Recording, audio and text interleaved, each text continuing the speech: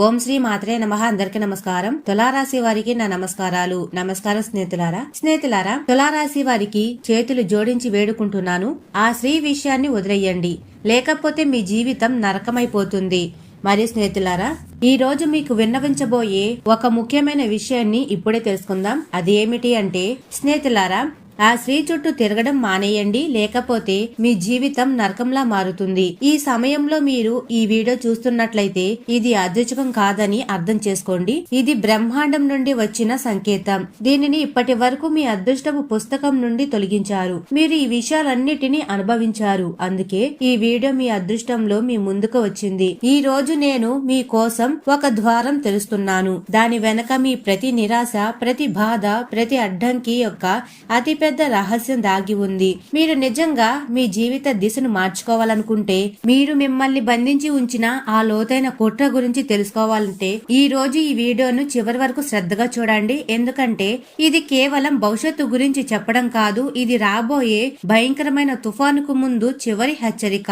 కాబట్టి ముందుగా వీడియోనైతే లైక్ చేయండి మరియు నిజమైన భక్తి భావంతో జై లక్ష్మీమాత, జై శనిదేవ అని కామెంట్ సెక్షన్ లో కామెంట్ చేయండి. తద్వారా శనిదేవుడు, లక్ష్మీమాత ఎల్లప్పుడూ మీపై దయ చూపగలరు మరియు మీ ఇంట్లో ఎప్పుడు కలహాలు ఉండవు, ఎప్పుడు కష్టం రాదు. చూడండి స్నేహితులారా, మీ హృదయం అద్దంలా స్వచ్ఛమైనది మరియు దీనిని ప్రజలు ఎక్కువగా దుర్వినియోగం చేస్తారు. నిజం చెప్పాలంటే ఈ అద్దం లాంటి స్వచ్ఛమైన హృదయం బహుశా మీ గొప్ప బలం మరియు అదే సమయంలో మీ గొప్ప బలహీనత కూడా కావచ్చు. మీరు ప్రపంచంలో మంచిని వెతుకుతారు, మీరు ప్రేమను పంచుతారు, మీరు సహాయం చేయడానికి ఎల్లప్పుడూ సిద్ధంగా ఉంటారు.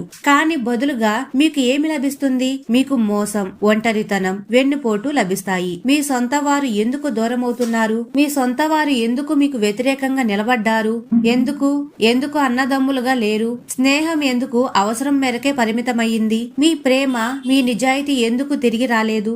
ఈ అన్నిటికీ సమాధానం మీలోనే లేదు, కానీ ఎల్లప్పుడూ మీ ప్లేట్లో కన్నేసి ఉంచే వారి ఈర్ష్యపై కూడిన ఉద్దేశాల్లో దాగి ఉంది. మీరు ముందుకు సాగడం వారికి ఇష్టం లేదు. మీ చిరునవ్వు, మీ ఆనందం, మీ ఆత్మవిశ్వాసం వారికి విషం లాంటిది. మీ అతిపెద్ద తప్పు ఏమిటి అంటే మీరు వారిని మీ వారుగా భావించారు. వారి హృదయంలో మీ పట్ల కేవలం ఈర్ష్య మరియు పూర్తి నాశనం చేయాలనే భావన మాత్రమే నిండి ఉంది. వారు మిమ్మల్ని ఎప్పటికీ ముందుకు సాగనివ్వకూడదనుకుంటున్నారు. మిమ్మల్ని నాశనం చేయడానికి వారు ఎంతకైనా దిగజారగలరు మరియు చెడు ప్రయోగాలు, దుష్టదృష్టి మరియు అన్నిటికీ సిద్ధంగా ఉన్నారు. మీరు అలాంటి వారితోనే తలపడుతున్నారు. ఇప్పుడు వారు పూర్తిగా నిర్ణయించుకున్నారు. మీ జీవితాన్ని ఒక దెబ్బలో నాశనం చేయడానికి పూర్తి ప్రణాళిక సిద్ధం చేస్తున్నారు.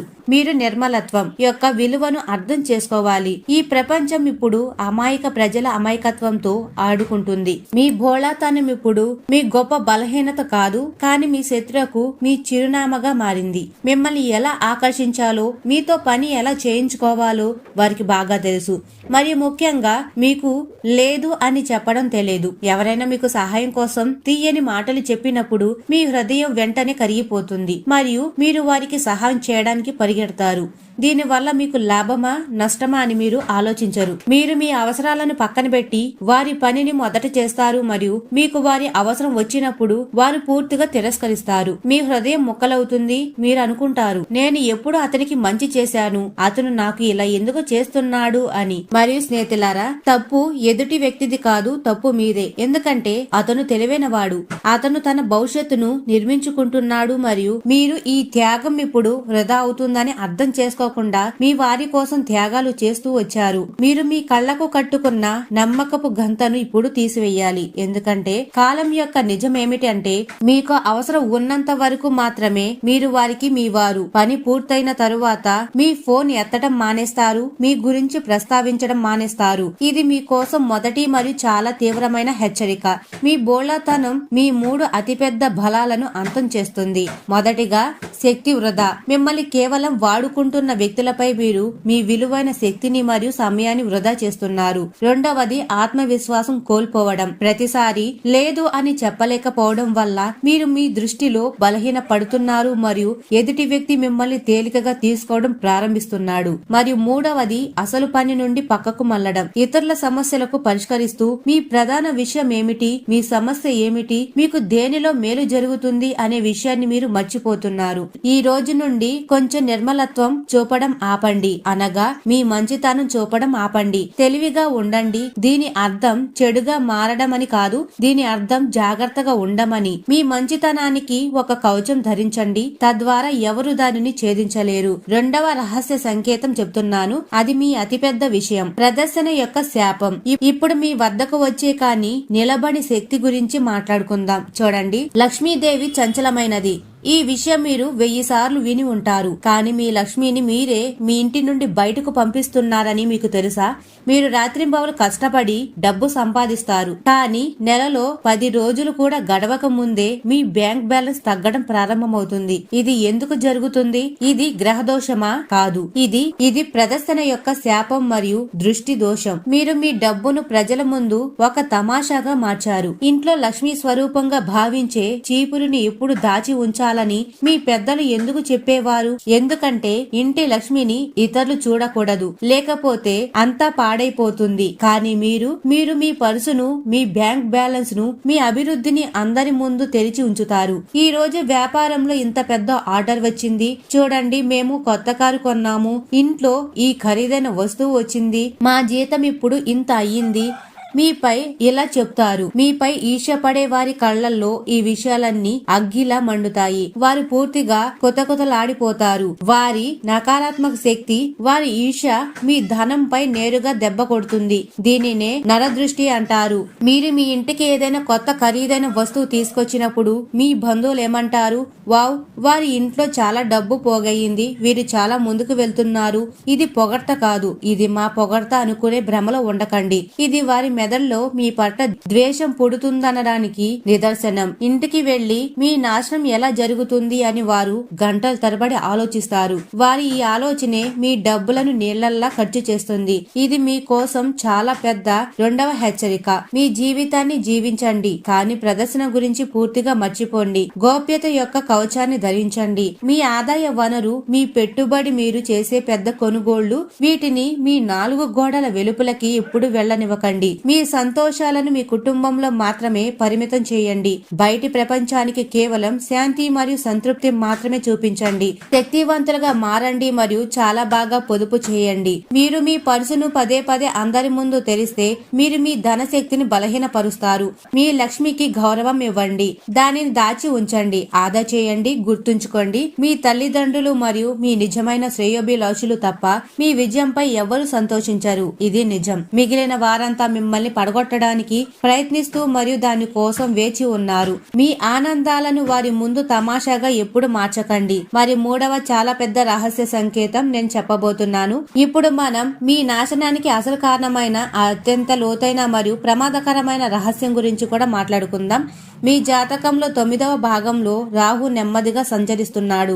జ్యోతిష శాస్త్రంలో ఒక వ్యక్తిపై బాహ్య ప్రతికూల శక్తి ప్రభావం చాలా ఎక్కువగా ఉన్నప్పుడు ఈ పరిస్థితి ఏర్పడుతుంది. ఇది కేవలం గ్రహ దోషం కాదు, ఇది మీ జీవితంపై చెడు ప్రయోగం యొక్క నీడ, మరియు అది జరిగే పూర్తి అవకాశం ఉంది. మరియు ఈ దుష్ట దృష్టి చేస్తున్నది ఎవరో కాదు, మీ సొంత వ్యక్తి. అతను, ఆమె మీ ప్రతి రహస్య విషయాన్ని తెలుసుకుంటున్నారు. వారు చాలా తెలివైన వారు. తీయని మాటలతో మిమ్మల్ని ఆకర్షించి అన్ని విషయాలు తెలుసుకుంటారు. మీ ప్రతి బలహీనతను గుర్తిస్తారు మరియు ఇప్పుడు వారి దీనిని ఆధారంగా చేసుకొని మిమ్మల్ని ఒక కుట్రలో ఇరికించబోతున్నారు. దాని నుండి బయటపడడానికి మీరు మీ జీవితంలో చాలా సంవత్సరాలు కోల్పోవలసి ఉంటుంది. మీ పేరు ఆధారంగా శక్తిని లాగేసే ఒక ఆట ఇప్పుడు ప్రారంభమయ్యింది మరియు ఇదంతా మీ ఇంటికి వచ్చిపోయే వ్యక్తుల కారణంగా జరుగుతుంది. ఇది మీ కోసం 3వ మరియు అతిపెద్ద హెచ్చరిక. మీ ఇంటి గుమ్మం దాటి వచ్చే ప్రతి వ్యక్తిపై మీరు నిశ్చింతగా దృష్టి పెట్టాలి. ఇంటిని ఎప్పుడు ఒంటరిగా వదలకండి. ఇంటికి వచ్చిన ఏ బయటి వ్యక్తి లేదా సందేహాస్పద వ్యక్తిని, అది పొరుగు వారైనా లేదా పనివారైనా, ఒక క్షణం కూడా ఒంటరిగా వదలకండి. వారి మీ ఇంట్లో ఏదైనా పారేయడానికి లేదా ఏదైనా తీసుకు వెళ్లడానికి అవకాశం ఇవ్వకండి. ఈ 2 విషయాలపై శ్రద్ధ వహించండి. మరియు పారేసిన వస్తువులు, చెడు ప్రయోగాల్లో తరచుగా గోధుమ గింజలు, ఆవాలు, మిరియాలు, సింధూరం లేదా ఏదైనా జంతువుల వెంట్రుకలు వంటి చిన్న వస్తువులు మీ ఇంటి మూలల్లో, కుండీల్లో లేదా తలుపు దగ్గర రహస్యంగా పారవేస్తారు.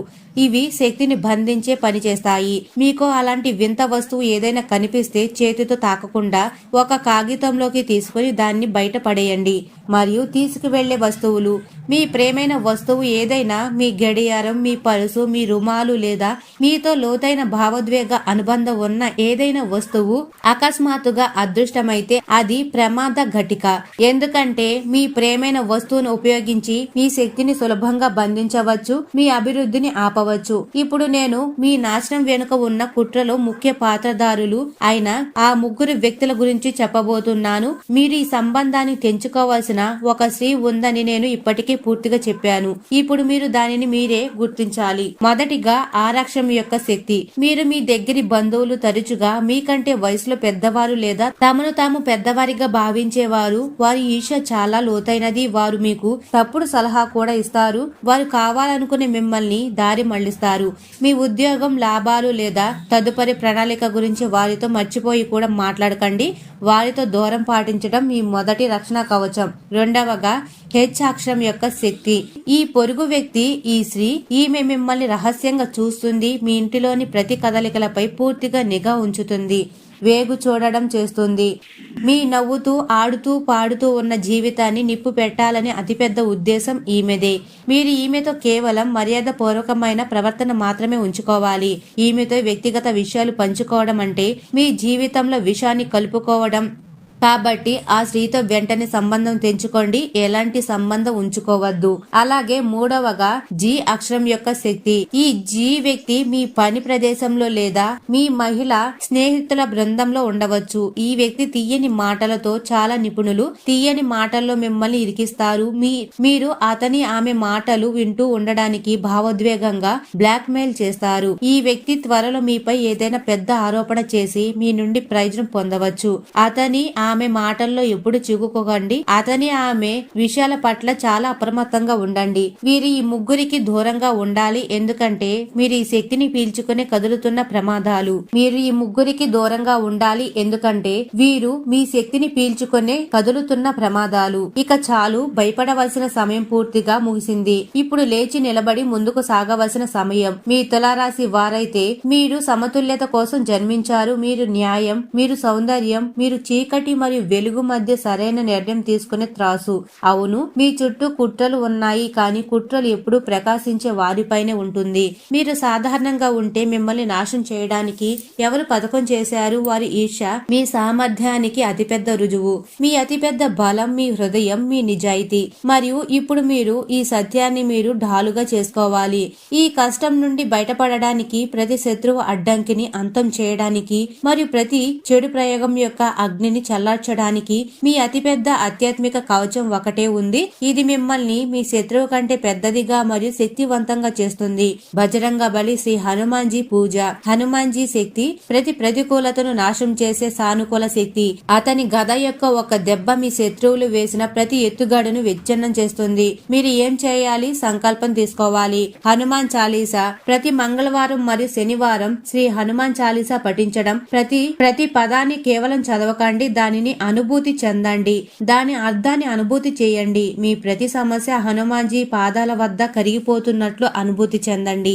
మరియు రెండవది దీపం వెలుగు. హనుమాన్జీ ముందు ఒక ఆవ నూనె దీపం సమర్పించండి. ఈ దీపం మీ ఆత్మశక్తికి చిహ్నం. మీరు ఈ దీపాన్ని వెలిగించినప్పుడు మీ ఆత్మ చుట్టూ ఒక దైవిక రక్షణ చక్రం ఏర్పడినట్లు భావించండి. సానుకూల దృష్టి. పూజ చేసేటప్పుడు ఈ విధంగా ప్రార్థించండి. ఓ బజరంగ బలి, నేను ఎప్పుడు ఎవరికి చెడు కోరుకోను. నా గురించి చెడు ఆలోచించే ప్రతి ప్రతికూల శక్తిని మీరు సానుకూలకంగా మార్చండి. నేను నా పని చేస్తాను, మీరు నన్ను రక్షించండి. ఈ పరిష్కారం కేవలం కర్మకాండ కాదు, ఇది శక్తిని మార్చే విజ్ఞానం. మీ శత్రువులు ఎప్పుడైతే మీకు చెడు కోరుకుంటారో, చెడు చేయడానికి ప్రయత్నిస్తారో, వారు తమ సొంత వలలోనే చిక్కుకుంటారు. వారు తమ సొంతగా తవ్వుకున్న గుంటలో పడతారు. వారి శక్తి, వారి కుట్రలు వారికే విపరీతంగా మారడం వారి స్వయంగా చూస్తారు. మరియు తదుపరి రాబోయే 24 గంటలలో మీరు మీ జీవితంలో చాలా అద్భుతమైన మార్పులను కూడా చూస్తారు. మీ డబ్బు నిలబడడం ప్రారంభిస్తుంది. మీ మనసు శాంతిస్తుంది. మరియు మీకు ఎవరు మోసం చేశారో ఆ ముఖం మీకు స్పష్టంగా కనిపిస్తుంది. అంటే ఆ మోసగాడిని మీరు గుర్తించగలుగుతారు. అతను, ఆమె ఇక తెర వెనక దాగి ఉండలేరు. మీరు ఓడిపోకూడదు. మీరు ఎట్టి పరిస్థితుల్లోనూ మోకరిల్లకూడదు. మీరు గుర్తుంచుకోవాలి, మీ విలువ మీ సాధారణత కాని మీ రక్షణ మీ వివేకం చేస్తుంది. ఇప్పుడు మీరు మీ జీవితంలో జాగృతులై తెలివిగా మారండి. మీరు భయపడకండి, మీరు పోరాడండి. మీరు మాత్రమే ముందుకు సాగుతారు మరియు మీ ఈ అభివృద్ధి ముందు ప్రతి కుట్ర యొక్క గోడ ఇసుక కోటలా కూలిపోతుంది. మీ శక్తిని గుర్తించండి, లేచి నిలబడండి మరియు అలాంటి గర్జన చెయ్యండి. తద్వారా అన్ని దిక్కుల్లో ఉన్న ప్రజలు మీ గర్జనకు భయపడాలి. అంటే మీరు అంత పెద్ద విజయాన్ని సాధించండి. దాని శంఖారావం చాలా దూరం వరకు వినపడాలి. మీ విజయాన్ని తెలియని వారు ఎవరు ఉండకూడదు. మీ సొంత శక్తితో మీరు అంత పెద్ద విజయాన్ని సాధించి చూపించండి. తద్వారా ప్రజలు మీ విజయం కోసం నినాదాలు చేయవలసి వస్తుంది. మీరు న్యాయానికి మీ సమతుల్యత మీ శక్తి. మీరు చీకటి వెలుగును తూకం వేయగలరు. మీ హృదయం స్వచ్ఛమైనది, కానీ ఇకపై మీ వివేకం మీ ఢాలుగా మారుతుంది. మీరు మోసపోవడానికి జన్మించలేదు, పాలించడానికి జన్మించారు. మరియు కుట్రలు మీ కాంతికి నిదర్శనం. మీరు ప్రకాశవంతంగా వెలుగుతున్నారు కాబట్టి మిమ్మల్ని ఆపడానికి ప్రయత్నాలు జరుగుతున్నాయి. వారి ఈర్ష అనేది మీ సామర్థ్యానికి అతిపెద్ద రుజువు. మీరు వెనకడుగు వేస్తే వారు గెలుస్తారు. మీ విజయాన్ని వారికి అతిపెద్ద సమాధానంగా మార్చండి. భోళాతనం ముగిసింది, వివేకం మొదలయ్యింది. ఇకపై ఎదుటి వారి మాటలకు కరగకండి. మీ లేదు అనే శక్తిని ఉపయోగించకండి. మీ సమయాన్ని, శక్తిని మిమ్మల్ని ఉపయోగించుకునే వారికి వృధా చేయకండి. మీ శక్తిని మీ లక్ష్యాల వైపు మళ్లించండి. మీ ప్రగతి శంఖారావం మోగించండి. ఎవరు చూడకుండా సైలెంట్ గా మీ పని చేయండి. కానీ మీరు విజయం సాధించినప్పుడు దాని శబ్దం ప్రపంచమంతా వినిపించాలి. మీ విజయం గురించి చెప్పడానికి ప్రజలు తప్పనిసరిగా నినాదాలు చేసేలా మీ పనితీరు ఉండాలి. మీ రక్షకుడు మీతో ఉన్నాడు. మీరు ఒక్కరే లేరు. అన్ని ప్రతికూల శక్తులను పారదోలడానికి బజరంగ బలి శ్రీ హనుమాన్జీ శక్తి మీ ఆధ్యాత్మిక కవచంగా ఉంది. విశ్వాసంతో ముందుకు సాగండి. ప్రతి సమస్య ఆయన పాదాల వద్ద కరుగుతుంది. మీరు వెనకడుగు వేయడానికి కాదు, పోరాటానికి ముందుకు సాగడానికి మరియు అద్భుతమైన విజయాన్ని సాధించడానికి జన్మించారు. మీ శక్తిని గుర్తించండి. మరియు స్నేహితులారా, ఈ రోజు శుక్రగ్రహానికి మరియు మహాలక్ష్మి దేవికి అంకితం చేయబడింది. శుక్రుడు మీ తులారాశికి అధిపతి కాబట్టి ఈ రోజు చేసే పరిహారాలు మీకు ధనం, ఐశ్వర్యం, ప్రేమ మరియు సౌభాగ్యాన్ని బలోపేతం చేస్తాయి. మీరు ఎదుర్కొంటున్న ధన నష్టం, కుటుంబంలో శాంతి లేకపోవడం మరియు అనుబంధ సమస్యలు తగ్గడానికి పరిహారాలు చాలా ఉపయోగపడతాయి. అవి ఏమిటి అంటే, ఈ రోజున మహాలక్ష్మి దేవి ఆరాధన.